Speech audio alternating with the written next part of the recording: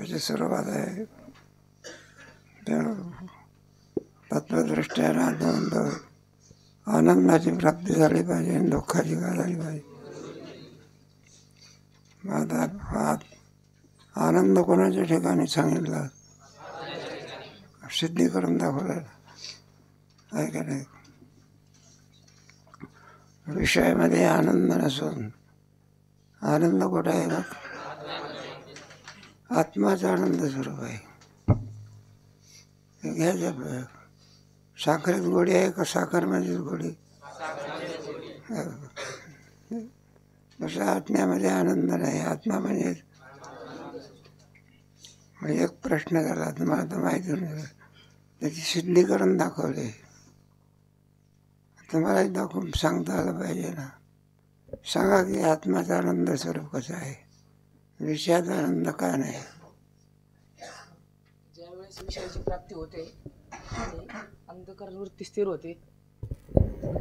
बरोबर आहे. ज्यावेळेस विषयाची प्राप्ती होते आणि अंतकरण वृत्ती स्थिर होते, त्यामध्ये आत्म्याचे भान होते. या तिन्ही गोष्टी युगपत घडतात. त्यावेळेस विषय आनंद नाही, हा आनंद आत्म्याचाच आहे असे सिद्ध होते. बरोबर आहे. काय करायचं त्याच्यामध्ये त्याचा पुन्हा प्रश्न उत्पन्न होता, काय करा विषयात तरी आनंद का बसावा असा प्रश्न उत्पन्न होतो. त्याचं उत्तर काय दिलं आहे?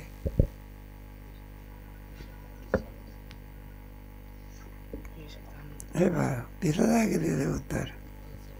जर विषयातच आनंद आहे असं जर आपण मानलं, बरे पहा, पहिल्या विषय असतो, पहिल्या विषयामध्ये काय वाटलं? आनंद वाटतो. दुसरा विषय आला म्हणजे वृत्ती चंचल होते, आनंद जातो. मग पहिल्या विषयामध्ये काय वाटत नाही? आनंद वाटत नाही. मग विषयातच आनंद आहे तर केव्हाही काय वाचला पाहिजे? आनंद वाटतो.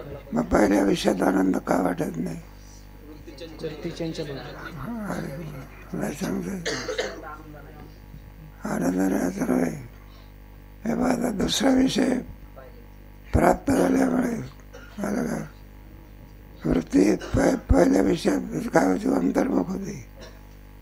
आता कोणत्या विषयावर अंतर्मुख झाली? दुसऱ्या विषय. पण पहिल्या विषयाची विषय चंचल झाली. काय झाली? चंचल. पण त्या चंचल असलेल्या वृत्तीमध्ये आत्म्याचं प्रतिबिंब पडत नाही. पण पहिल्या विषयापासून काय होत नाही? आनंद होत नाही. काय करेल मग? कोणापासून होतो? दुसऱ्या विषयापासून. दुसऱ्या विषयापासून काय होतो? वृत्ती काय होते? स्थिर होते. स्थिर झालेल्या वृत्तीत आनंदाचे भान होते. आणि आपल्याला विषयाचाच आनंद असं वाटते, पण तो आनंद विषयाचा नसून कोणाचा आहे? आत्म्याचा आहे. समजा इथं दिलं आहे ना, एखाद्याचा मुलगा हरवला, मग सारखा आनंद होत असतो का पुढे आनंद होत नाही? मग का आनंद होत नाही? वृत्ती चंचल. वृत्ती काय होते? म्हणून मुलाला पाहून सुद्धा काय होत नाही? पूर्वी का आनंद होता? वृत्ती काय होते? स्थिर झालेल्या वृत्तीत आत्मानंदाचं काय असे? बरोबर असे आत्मानंदाची काय करून दाखवायची? आता आत्मस्वरूपाच्या ठिकाणी दुःख का नाही हे चाललेलं आहे कालत्रयी. तरी पहिलं उत्तर दिलेलं आहे अजातवादाच्या दृष्टीने. कोणत्या? आत्मस्वरूपाच्या ठिकाणी दुःख कालत्रयी भासते. माता याचं उत्तर कसं दिलं? विवर्तवाद. विवर्तवाद म्हणजे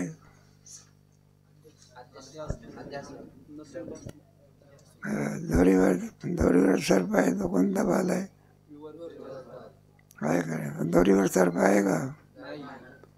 मग भासते याची वाट काय? त्याच्याकरता हे सगळी संगती चालली आहे. काहीतरी 5 लोक होते, 5-6 लोक काय फिरायला निघाले असेल सायंकाळच्या वेळेला. त्याला दोरीवर ते सर्पाचा काय झाला? भ्रम झाला. पुढे दोरीच्या ज्ञानाने भ्रम काय झाला, ते विचार करायला लागले. म्हणलं आपल्याला सर्व भासला कसा, नाही तर भासला. ते कोण कोण लोक होते इस्टेट स्टँडवरती आम्हाला ते का, मग कोण होते? अरे नाव सांगितले पाहिजे.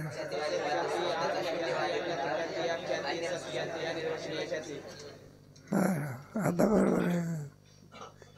आता एक एक विचार करायला लागला. सर्प जर नव्हता तर भासला. माझा पहिला कोणता असं आपलं झालं नाही ना, झालं का? झालं पण सांगता येत नाही. अरे झालं तर खायला पाहिजे, जाऊ द्या. माझा सर्प जर नाही तो काय म्हणतोय बा, दोरीवर ते सर्प भासला ना, तो अत्यंत असत आहे वंद्यपत्राप्रमाणे. बरं, नुसता सर्प असत आहे का सगळ्या जगातले पदार्थ असत आहे? मग परमतत्व काय राहिला?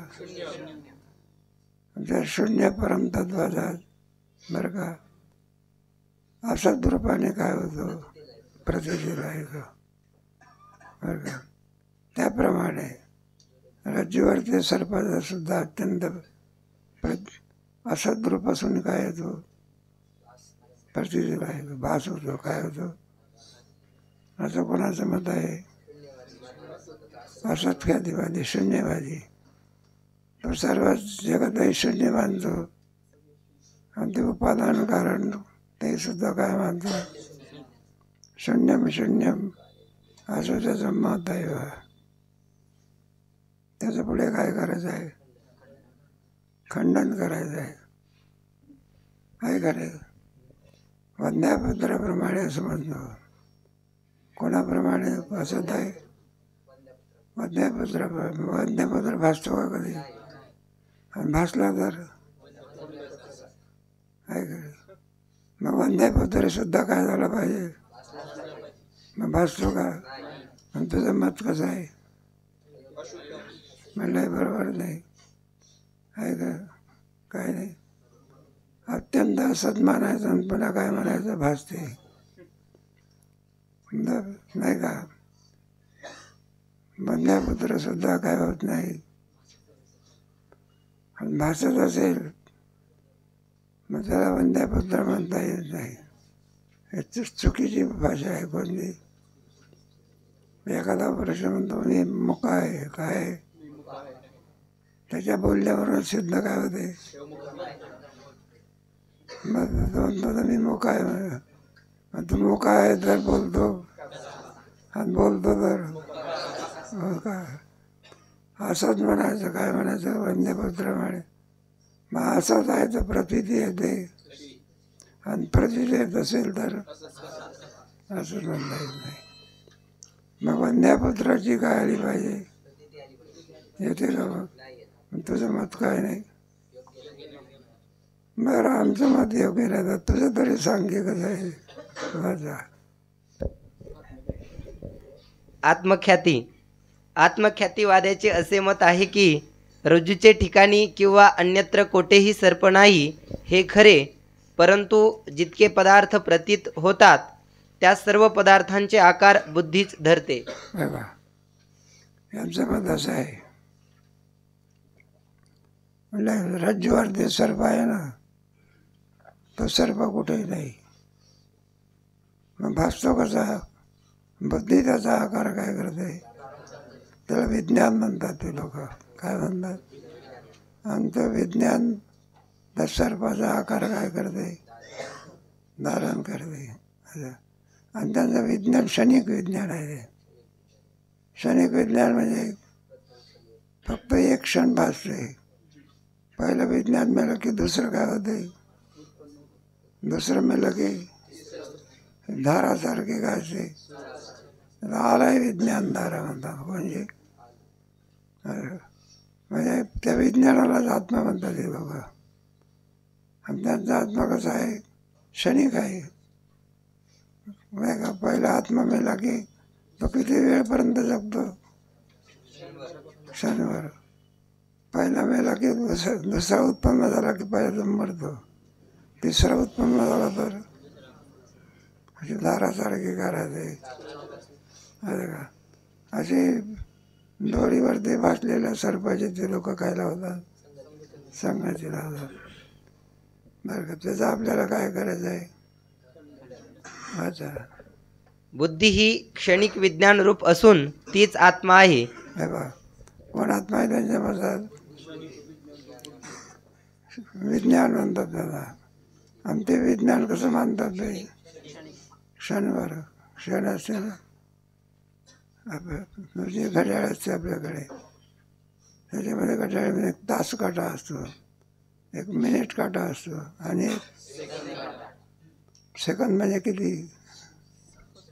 अरे सेकंद म्हणजे किती त्याचं मापन काढता येते का.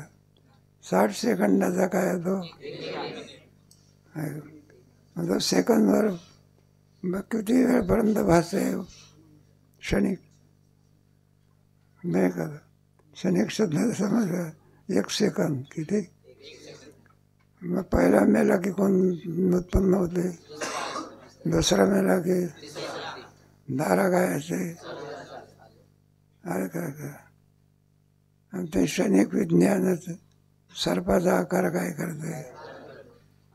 अशी संगती कोण लावतो, क्षणिक विज्ञानवाले. त्याचाच आपल्याला खंडन करायचं आहे पुढे. त्या क्षणिक विज्ञानरूप आत्म्याची वा बुद्धीची सर्परूपाने प्रतीती होते, म्हणून या मतास आत्मख्याती म्हणतात.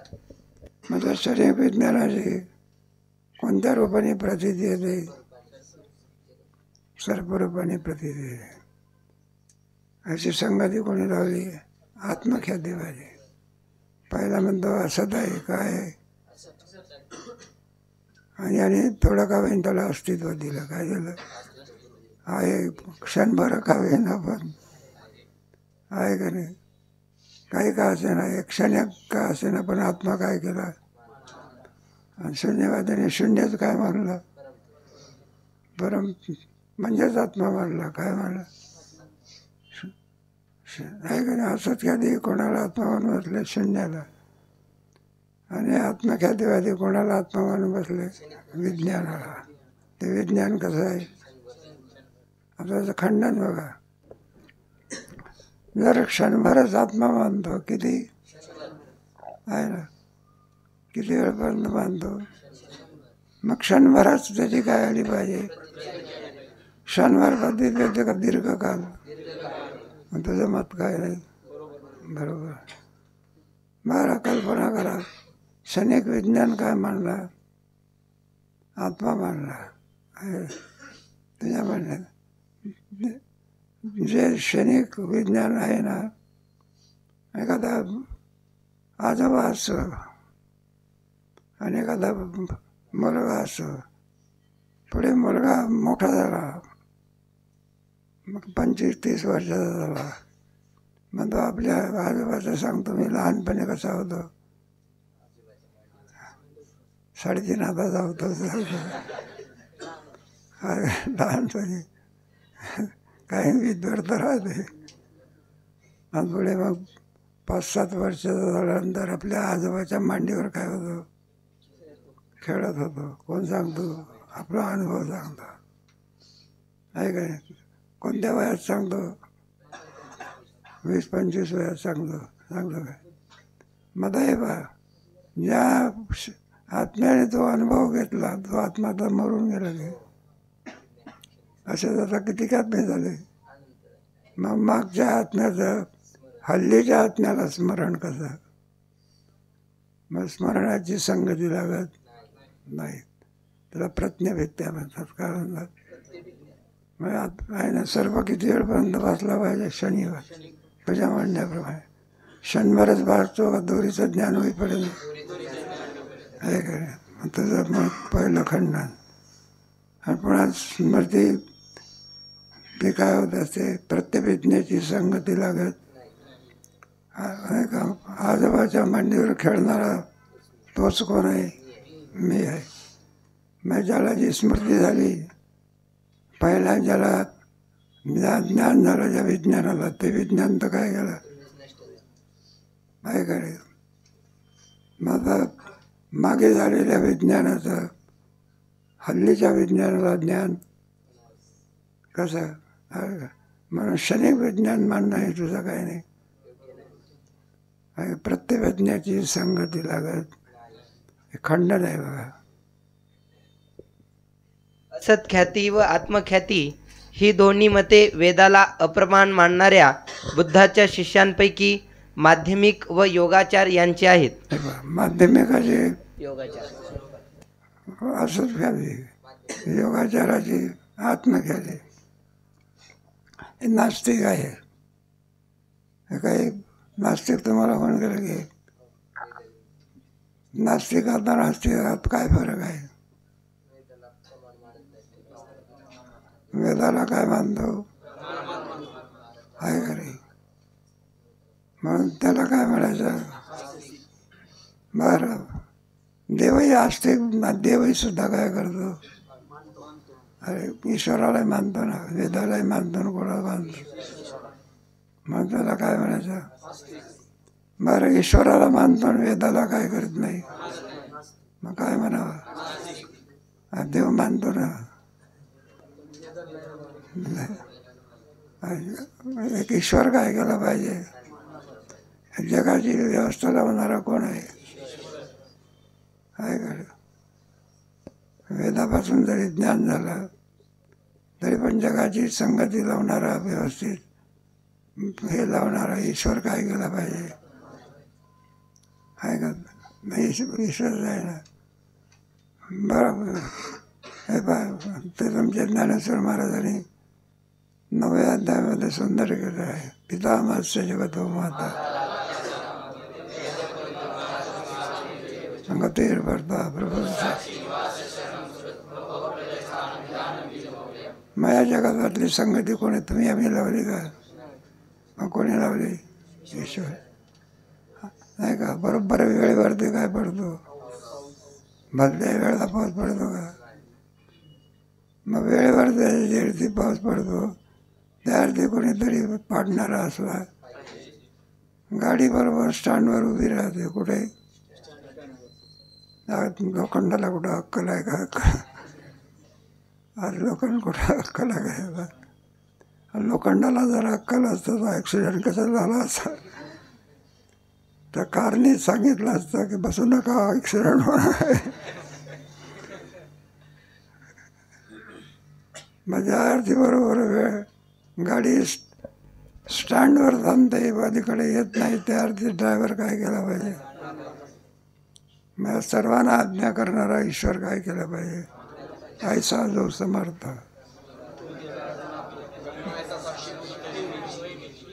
मग ईश्वर काय केला पाहिजे. मग नास्तिक काय करतो, वेदालाही मानत नाही, ईश्वराला काय करीत नाही. बरं, ईश्वराला मानतो, वेदाला मानत नाही, तरी नास्तिक आहे का नाही. म्हणून वेदाला मानतो त्यालाच काय म्हणायचं, आस्तिक. त्या दोन्ही ख्यात्या कोणाच्या आहे, नास्तिक लोक. ते वेदाला काय करत नाही, ईश्वरालाही काय करीत नाही. असा लोकांचा फरक ना. आता अलीकडे काय भरपूर लोक आहे. जाऊ दे आपल्या दृष्टांत, पुढे वाचा. यावर तिसरा अन्यथा ख्यातिवादी असे म्हणतो की क्षणिक विज्ञानरूप बुद्धी सर्पाचा आकार धरते असे मानावे तर क्षणभरच सर्पाची प्रतीती व्हावी. हे बघा, तुझं विज्ञान बरं का किती वेळापर्यंत टिकते. पहिला विज्ञान मरून जातं, क्षणभर जगतं, किती लगेच दुसरं काय होतं. मग पहिलं मेलं की दुसरं काय होते, दुसरं मेलं की धारा कशी असते. मग पहिलं जर संपलं तर त्याला दुसऱ्याची आठवण कशी, स्मृतीची संगती लागू शकत नाही. आणि त्याला म्हाताऱ्याचा मी दृष्टांत सांगितलं ना, आपल्या ह्याच्यामध्ये बरोबर आहे.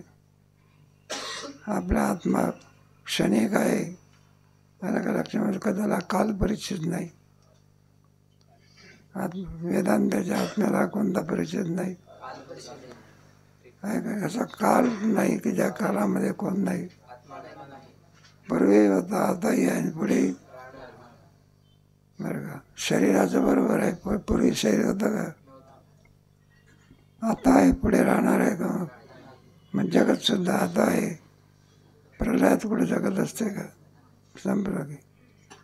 म्हणून आत्म्याला काल परिच्छेद नाही. कोणाचं मत आहे? वेदांताचं आहे. आणि तो क्षणभरच जगतोय. कोणाचं मत आहे? आत्मख्याती. मग संगती लागत नाही. आपली बरोबर आहे. कारण आपल्यामध्ये काही दोन आत्मे आहे का? पहिल्या आत्म्याने अनुभव घेतला आणि दुसऱ्या आत्म्याने सोडून दिला. त्यांचे काय आहे? विज्ञान त्यांचं काय क्षणिक आहे की काय? म्हणून प्रत्येक विज्ञाची संगती लागत नाही. आपल्या ह्याच्यामध्ये आत्मा व्यापक आणि सर्व काळ असल्यामुळे प्रत्येक विज्ञाची काय लागते? संगती लागते. म्हणून तुमचं मत काय नाही. पुढे वाचा. पण ती तर क्षणभरच सर्पाची प्रतीती व्हावी, पण ती तर बहुकाल होते तशी न व्हावी. बाबा, तुमच्या म्हणण्याप्रमाणे तुमचं विज्ञान क्षणिक आहे. सर्पही किती वेळपर्यंत वाचला पाहिजे? क्षणभरच वाचतो का दोरीचं ज्ञान होईपर्यंत आहे का? आणि दोरीचं ज्ञान जोपर्यंत होत नाही तोपर्यंत सर्पाची स्मृती काय राहते? कायम राहते. दोरीचं ज्ञान होईपर्यंत का म्हणायचं? अरे नाही, दोरीचं ज्ञान होईपर्यंत का म्हणायचं? असं आहे ना, तो दोरीच्या अज्ञानाने काय झालेला आहे तो. आणि दोरीचं ज्ञान झालं म्हणजे पळत पळत जातो का दुसरीकडे? कदा जाऊन लागतो. खरा सारा साप पळत पळत जातो का? ते असा पाहतो बा, दांडका मारून धूम पळत होतो. बरं का? आमचं सापच असतो. उन्हाळ्याच्या दिवसात बिळातून निघत नाही तो. उन्हाची दुपारच्या वेळी ऊन तापतं. त्याला काही पाय आहे का चालायला?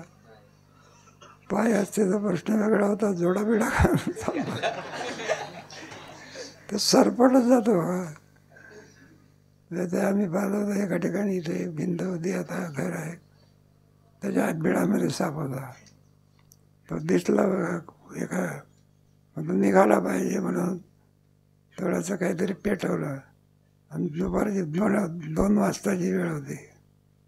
रखरख ऊन दाखवत होता. आणि त्याला काही नाही, पाय नाही चालायला. सरपटत जावं लागते. काय सरपटत गेला बा, काय विचार नका. खालून काय तापत होता. आणि वरून मरणाचा दाग. वरून रट्टा मारते. धम पडाला. अक्कल आहे त्याला. काय बेअक्कल आहे का? जात जीव आहे ना, काय त्याच्यामध्ये असं आहे ना, चेतन परी याच्यामध्ये जीव काय केला पाहिजे?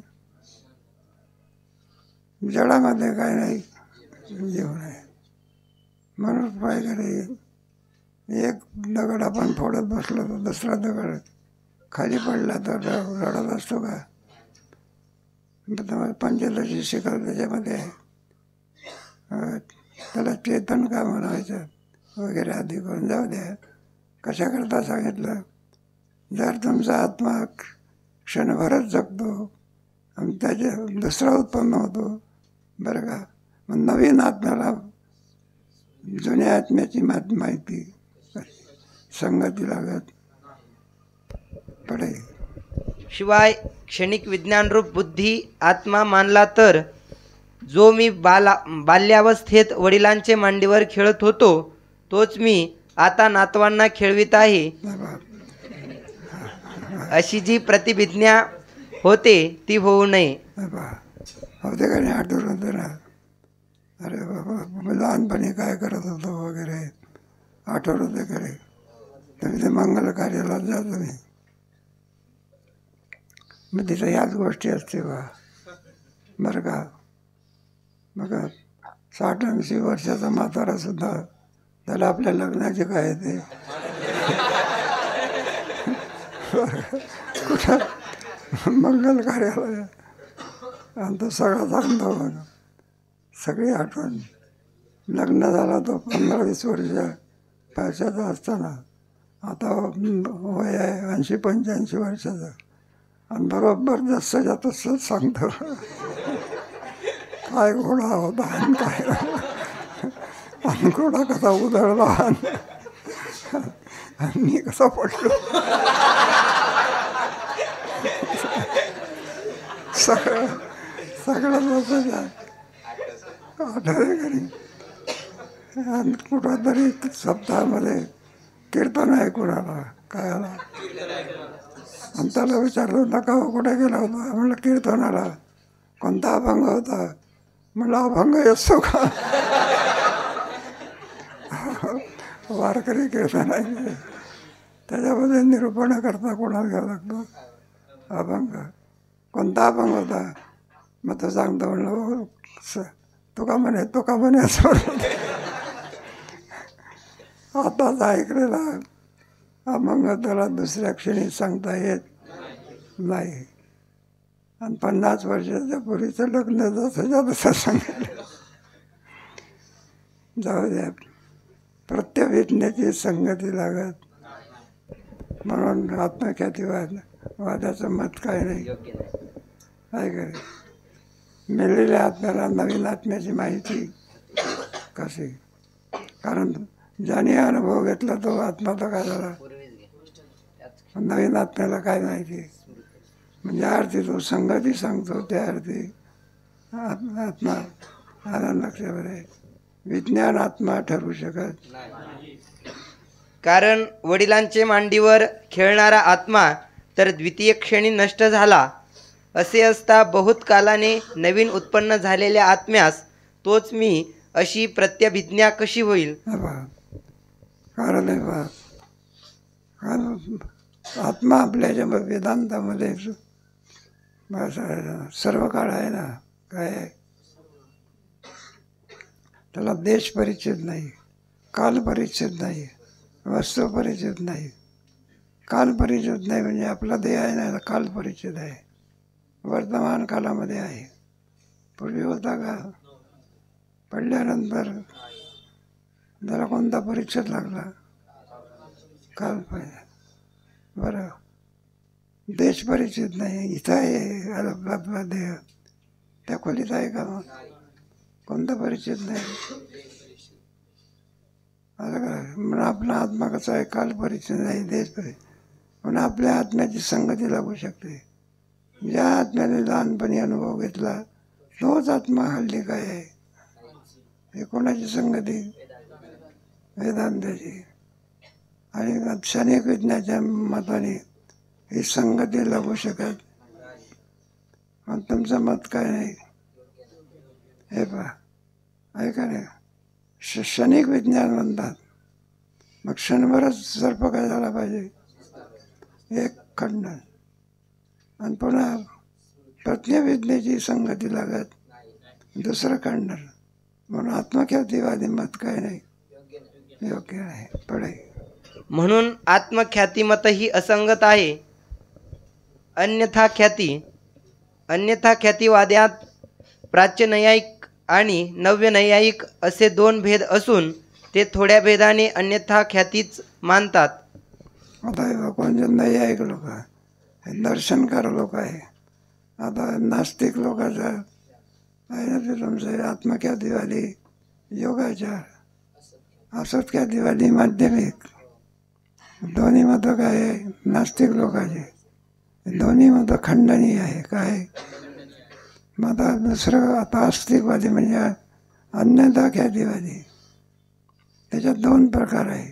पुढे क्रमाक्रमाने त्या 2 प्रकाराची 2 मतं आहे त्यांची. पहिला तार्किक म्हणता संगती कशी लावतं आता म्हणतात दोरीवरती सर्प भासतो ना आपल्याला, तो सर्प वारुळाचा सर्प भासतो. कोण? मुळामध्ये सर्प कुठे आहे बरं का. आणि त्या वारुळास्त असलेल्या सर्पाचं ठिकाण पुढे नेत्रदोषामुळे कोठे होते. फक्त ठिकाण बदलते. काय बदलते? अन्याचं अन्य ठिकाणी ज्ञान, त्याला काय म्हणायचं? अन्यथा ख्याती. अन्याचं म्हणजे अन्य ठिकाणी असलेल्या सापाचं ज्ञान कुठे दिसते? अन्य तिथे म्हणजे समोर रज्जूवर ते. कोणाचं ठिकाण कोणतं आहे? वारुळ आहे. तर त्या ठिकाणचा सर्प कुठं दिसतो? अन्य ठिकाण दिसतो. काय काय ते असं कोणा माणसाला विचारलं म्हटलं तर तुमचा फक्त सिद्धांत दिसतो, तिथला सर्प कुठं दिसतो? इथे दिसतो. तर म्हणला नेत्रदोषामुळे. हे तो काय देतो? तो नेत्रदोषामुळे. आणि डोळ्याने तर सामर्थ्य काय झालं पाहिजे? वाढते का? मग तुझं मत, आपलं मत सांगितलं, त्याचं काय करायचं आहे?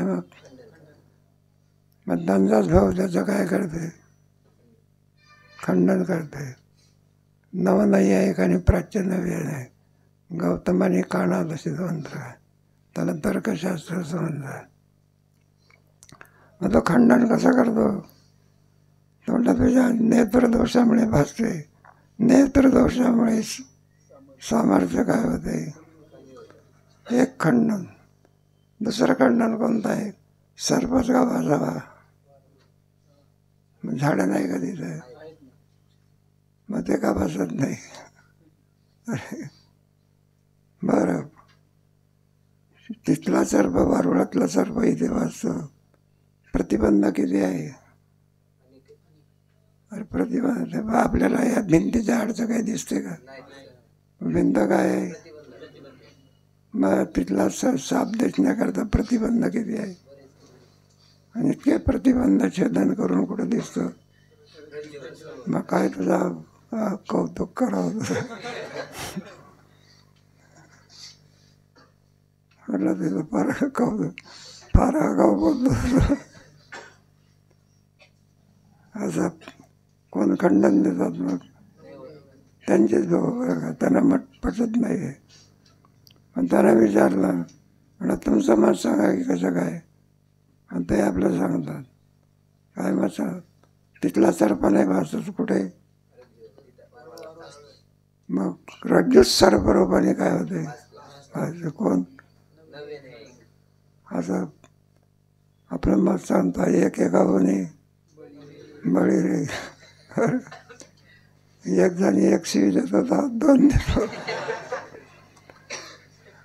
बरं, मग त्यानं विचारलं, म्हणलं दोरीवरच सर्पाचं काय होते? तिथल्या ठिकाणचं नाही ते दोरीवर. मग तसे आख्यातिवादी काय करतात? मग खंडन करतात. ते म्हणलं तू त्याच्याही पलीकडे शहाणा दिसतो. ध्येय कोण मानतो? दोरी. ज्ञान कोणाचं मानतो? काय करे? म्हणलं तुझं डोकं लवकर लवकर शांत झालं पाहिजे. शांत होण्याकरता हॉस्पिटलमध्ये न्यावं लागेल. अरे ध्येय दोरी मानायची आणि ज्ञान कोणाचं मानायचं? म्हणलं तर तो वेगळाच आहे.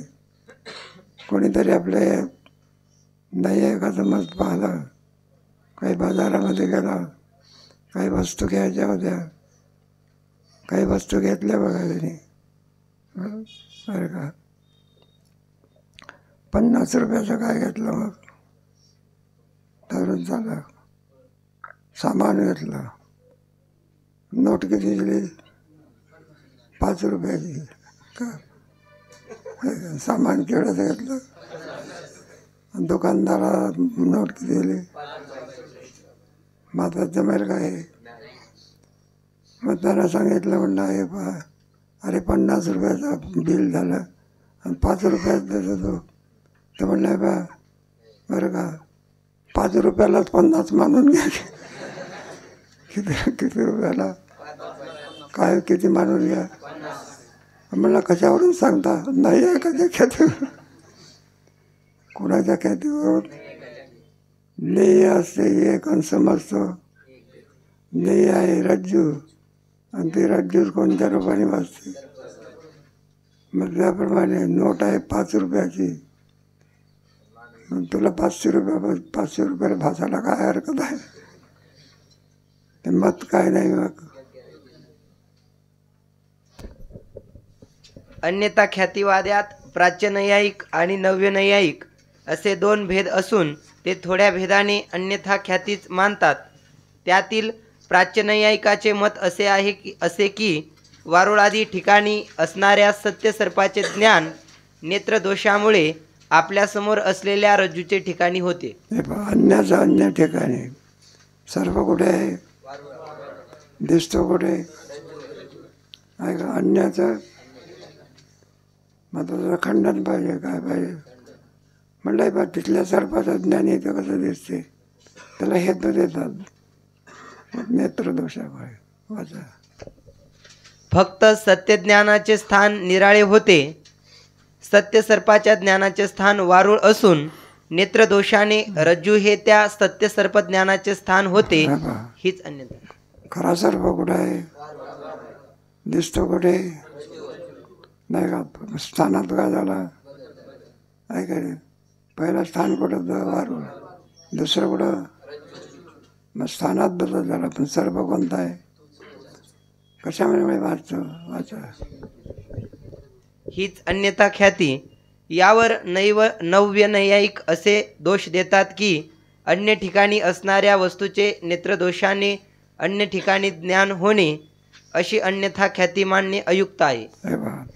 असायचं एक समजायचं म्हणलं तुमचं मत काय नाही. मग आहे काय स्थान कोणतं आहे वारुळ आणि आता स्थान कोणतं समजले समोर आहे काय. कशामुळे तर म्हणला ते नेत्रदोषामुळे. नेत्रदोषामुळे सामर्थ्य काय होते आणि जर तुला तिथला सर्प कुठे दिसतो मग तुझं काय नाही. बरोबर नाही की आहे काय. मग नाही आलं का सर्प मुळामध्ये कुठे आहे वारुळात आहे. आता याला कुठं दिसते कुठला सर्प दिसतो वारुळ असतो सर्प. स्थान आता कोणतं झालं अन्याचं अन्य ठिकाणी ज्ञान. आणि कशामुळे मग तोही खंडन देतो. तो नाही सर्पच का दिसावा झाडं नाही का दिसत. मग झाडाचं का ज्ञान होत नाही असा प्रश्न आहे. बरं एकच प्रतिबंध आहे का अनेक प्रतिबंध आहे. इतके प्रतिबंध असूनही नेत्रदोषामुळे तिथल्या सर्पाचं ज्ञान समोर दिसते हे म्हणणं तुझं काय नाही योग्य नाही. खंडन त्याचं. पुढे कोणता ख्यातीवादी नाही 2 आहे ना ते. मग तो भाऊच त्याचं खंडन करतो मग दुसरा त्याचं खंडन देते वेळी ते म्हणलं आहे पहा दोरीवरच सर्पाचं काय होते तिथल्या सर्पाचं नाही दोरीवरच सर्पाचं काय होते. मग आहे म्हणत असतो म्हटलं तू आगाऊ दिसतो आहे दोरी ज्ञान कोणाचं मानतो आहे का रे. 5 रुपयाची नोट देतो म्हणला 50ची समजून घ्या. नोट किती रुपयाची 50 रुपयाची समजून घ्या तुम्ही. बरोबर आहे का. मग शहाणा मनुष्य काय म्हणजे जशी नेही आहे तसंच काय होते आहे बा. दोरीचं कोणत्या रूपाने ज्ञान होणार दोरीच रूपाने. कामाचं ज्ञान कसं होईल अन्य रूपाने होते का त्याच रूपाने. तुझं मत काय नाही मग बरोबर नाही. पुढे यावर कारण फक्त नेत्रदोषाने वारुळस्थ सर्पाचे ज्ञान सन्मुख रज्जूचे ठिकाणी होते असे म्हणावे तर वारुळस्थ बाकीच्या वृक्षादी पदार्थाचे ज्ञान का होऊ नये. हे बघ मला सर्पाचं ज्ञान का व्हावं इतराचं ज्ञान का होत नाही. वारुळाच्या ठिकाणी काय आहे, झाडं आहे, आणखी काही आहे, त्याचंही काय झालं पाहिजे. म्हणून तुझं मत काय नाही बघ. बरं, प्रतिबंध आहे की पुन्हा काय बरं, नेत्र आहे ना, नेत्राचं सामर्थ्य दोषाने काय होते. आणि तुला तर तिथला सर्प कुठं दिसतो. हे विचित्र बोलण्यासारखंच आहे सगळं. शहाणा म्हणावतो मूर्खासारखा वागतो, हे बरोबर नाही. काय म्हणतो शहाणा, आणि संगती कोणाप्रमाणे लावतो. म्हणलं तुझं मत काय नाही. मग त्याचा भाऊ कोण, तो म्हणत असतो मग तिथला सर्प नाही बसत, दोरीवर सर्पाचं काय होते. हेतू नेत्रदोषामुळे हेतू द्यावा लागतो ना. कशामुळे, मग ते खंडन करतात. म्हणलं हे तुझा गौमत दिसते, तो तर भावापेक्षा शहाणा दिसतो. आहे दोरी ध्येय आणि ज्ञान कोणाचं मानतो. म्हटलं हे कुठं असं जमत असतं का असं.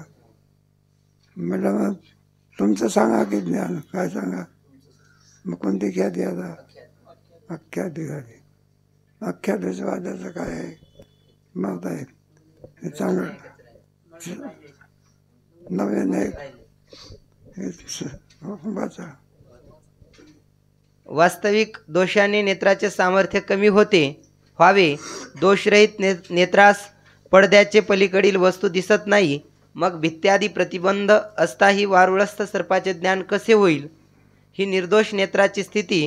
आणि प्राच्यनैयायिक तर नेत्रात दोष मानून भित्त्यादी प्रतिबंध असताही वारुळस्थ सर्पाचे ज्ञान सन्मुख रज्जूचे ठिकाणी मानतात.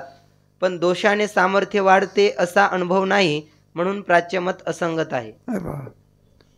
ऐकले, चांगल्या डोळ्याला सुद्धा दोरीवरच्या सर्पाचं ज्ञान इथे होत. कोणत्या डोळ्याला, आणि तुझे तर दूषित डोळे आहे. बरं, एक प्रतिबंध आहे का अनेक प्रतिबंध आहे नाही का. नेत्रदोष असू नये, अनेक प्रतिबंध असू नये, तिथल्या सर्पाचं ज्ञान तुला इथे वाचते. हे मत तुझं काय नाही. कोण कोण खंडन देतो, नव्याने त्याचा भाऊच आहे तो. दोन प्रकार आहे ना, प्राच्य आणि गौतम आणि काना, तसे दोघं आहे.